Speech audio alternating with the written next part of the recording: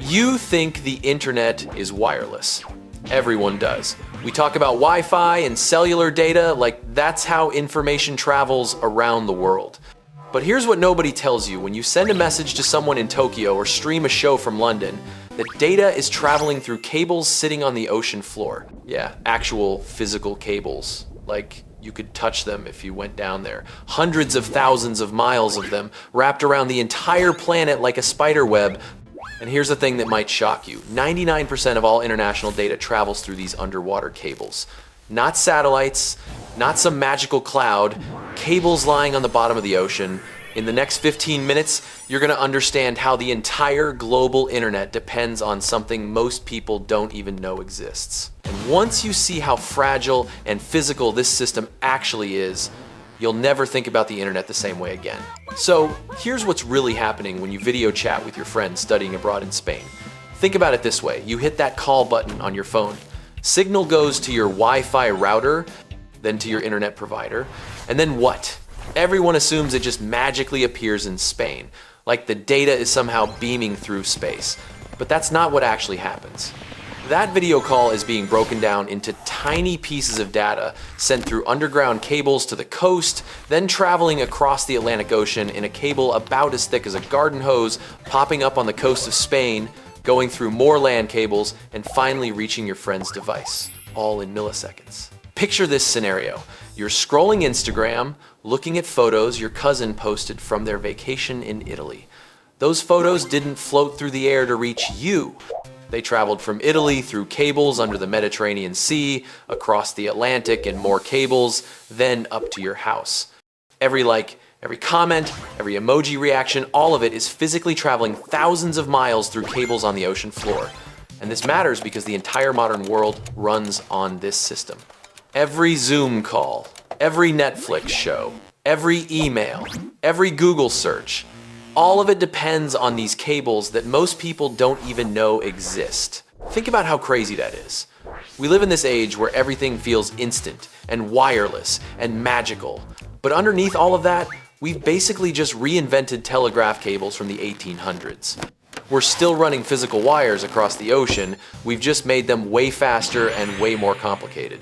The illusion of wireless is exactly that, an illusion. Your Wi-Fi is wireless for about 30 feet. After that, everything is very, very wired. There's this pattern I call the physical reality problem, and it's hiding behind every wireless experience you've ever had. When you think about the internet, you probably picture this ethereal cloud. Data floating around in some abstract digital space. But the internet is concrete and physical in ways that would surprise you. Those undersea cables, they're made of fiber optic glass surrounded by steel and copper for protection. They can be hundreds or thousands of miles long. Some of them are thicker than your arm, others are thin and delicate. And every single bit of data traveling between continents is pulsing through these cables as light signals. This matters because when we think the internet is magical and wireless, we forget how vulnerable it actually is. A ship drops anchor in the wrong spot, cable gets cut, earthquake shifts the ocean floor, cable breaks. Shark bites a cable? Yeah, that actually happens. Sharks have damaged undersea cables multiple times, and when a cable breaks, entire countries can lose internet access. Whole regions go dark, not because of some complex cyber attack, because a physical cable got damaged. Think about what happened to Tonga in 2022. An underwater volcano erupted. The shock waves severed the single cable connecting Tonga to the rest of the world. Suddenly, an entire nation was offline. No internet, no international phone calls, no way to communicate with the outside world except by satellite phone. And it took over a month to repair, because fixing an undersea cable means sending a specialized ship to pull up the broken ends from thousands of feet underwater and splice them back together, like doing surgery on a garden hose at the bottom of the ocean. Your brain doesn't naturally think about the internet as physical because the experience feels so instant. You don't see the cables, you don't feel the data moving, you just tap your screen and stuff happens. Back when we sent letters overseas, the physical reality was obvious. You could watch a ship sail away with your mail, but now everything happens so fast that we've forgotten there's still physical infrastructure making it work. And that infrastructure can break, But here's where it gets interesting. These cables aren't just lying there doing nothing. They're actively working to move data faster than seems possible. Inside each cable are multiple fiber optic strands, and data travels through them as pulses of light. When you send a message, it gets converted into light signals that flash through the fiber at about 2/3 the speed of light in a vacuum. That's roughly 124,000 miles per second, which is insanely fast. But even at that speed, distance still matters. There's this thing I call the latency truth, and it's something most people never think about. When you're on a video call with someone across the ocean, there's always a tiny delay. You say something, they hear it a fraction of a second later. You probably blame it on bad internet.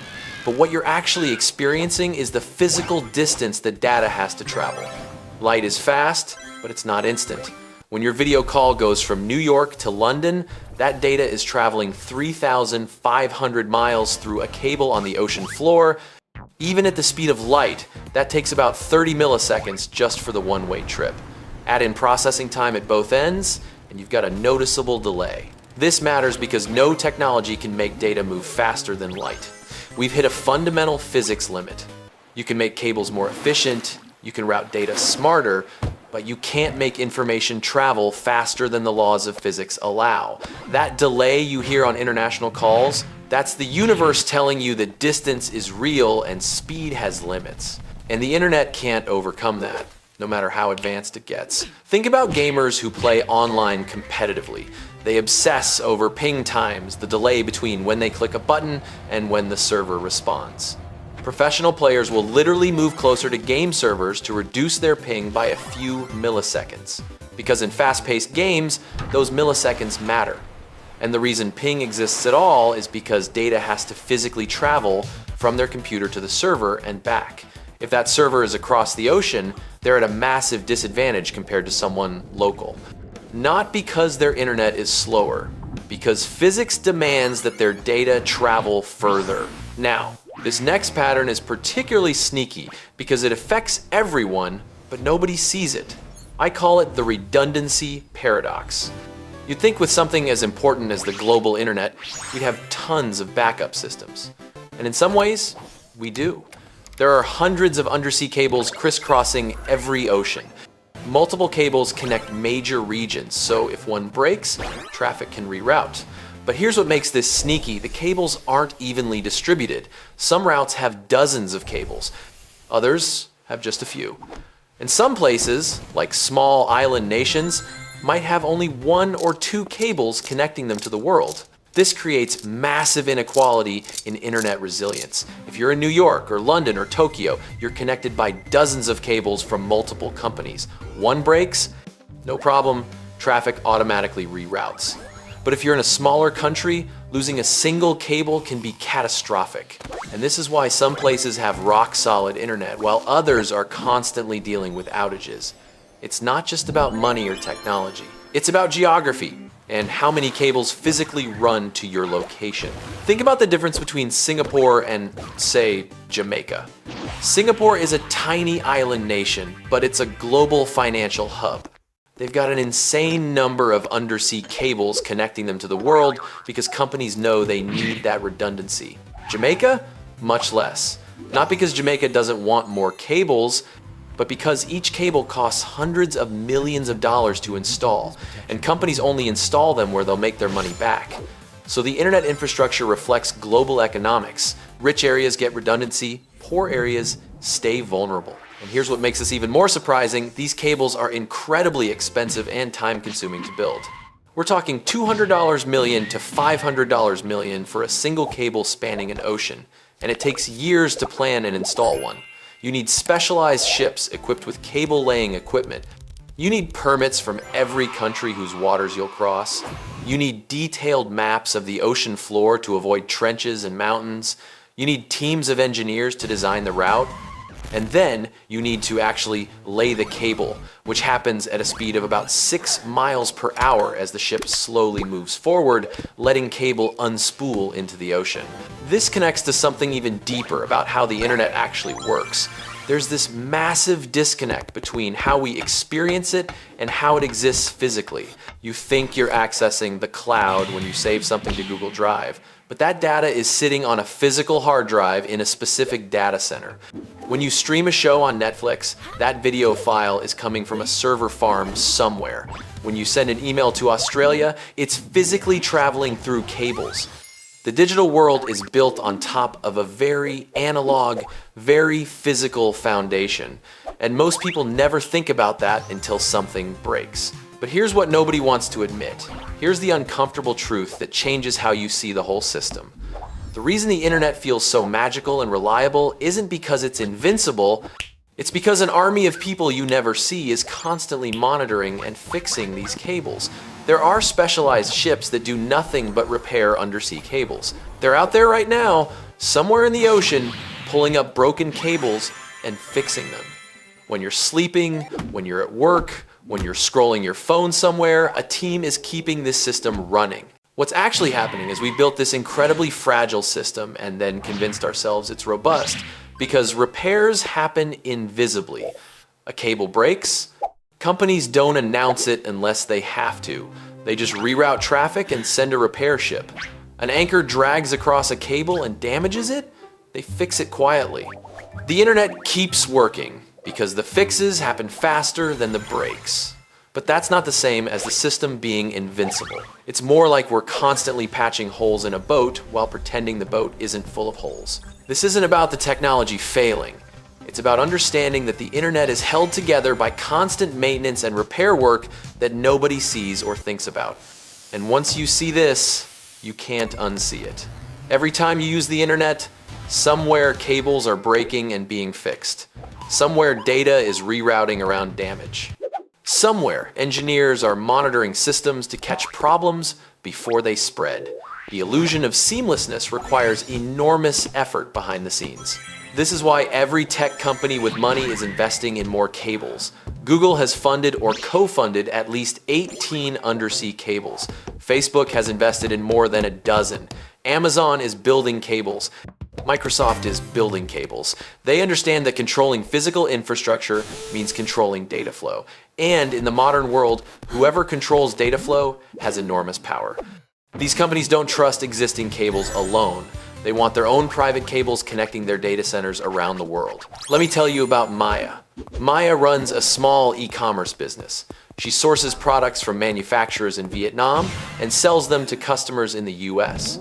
Her entire business depends on the internet. She uses Zoom for meetings with suppliers. She runs her website on cloud servers. She processes payments online. And she never once thought about undersea cables until a cable break near Vietnam caused her suppliers to go offline for 3 days. Suddenly, she couldn't get order updates, couldn't coordinate shipments, couldn't even send emails. And she realized her entire business was one cable break away from grinding to a halt. She thought she'd built this modern digital business. Turns out it was sitting on top of physical cables she'd never even heard of. Now compare that to Cisco. Cisco is a massive networking company. They understand the physical internet better than almost anyone. So they don't just rely on public undersea cables. They've invested in redundant connections. They monitor cable routes constantly. They have contingency plans for when specific cables fail. When that same cable near Vietnam broke, Cisco's traffic automatically rerouted through different cables. Their teams knew about the break before it even impacted their systems. They were sending data through alternative routes within minutes. Notice how that works? Maya assumed the internet was magical and reliable. Cisco understood it was physical and fragile. Maya got blindsided. Cisco had backup plans. It's not about Cisco being smarter or richer, though they are both those things. It's about understanding the real infrastructure and planning accordingly. So what's really going on here? It's not actually about cables at all. It's about visibility. The internet works because we've made the physical infrastructure invisible. We've hidden the cables and the data centers and the repair ships so well that people forget they exist. And that invisibility is both the internet's greatest strength and its greatest weakness. It's a strength because people can use it without understanding it. You don't need to know how undersea cables work to send an email, but it's a weakness because when something breaks, most people are completely unprepared. They don't understand what went wrong or how long it'll take to fix. The companies and countries that succeed in the internet age don't have better digital infrastructure necessarily. They understand physical infrastructure. They know where the cables are. They invest in redundancy. They plan for breaks. They monitor the systems constantly. And they never forget that beneath all the wireless magic is a very real, very breakable network of glass and steel. These patterns aren't personal failures. They're fundamental truths about how the internet actually works. But now that you understand the physical reality problem, the latency truth, and the redundancy paradox, you can see what's actually happening when your internet slows down or goes out. It's not some abstract technical issue in the cloud. It's cables and physics and geography and economics all colliding in ways most people never see. So here's what we've uncovered.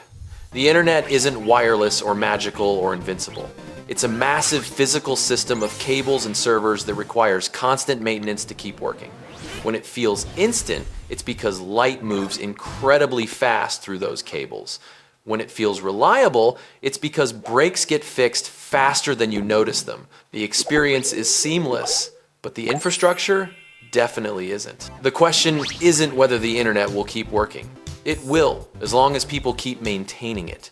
The question is whether you'll remember there's a physical world underneath the digital one. Because now you know those cables are down there, wrapped around the planet at the bottom of the ocean, carrying your messages and videos and emails at the speed of light through fiber optic glass. You can't unknow it. So next time you're on a video call with someone overseas, ask yourself, am I taking for granted the thousands of miles of cable that had to be laid across the ocean floor to make this possible? Because once you see the physical internet, everything looks different. That instant message isn't instant.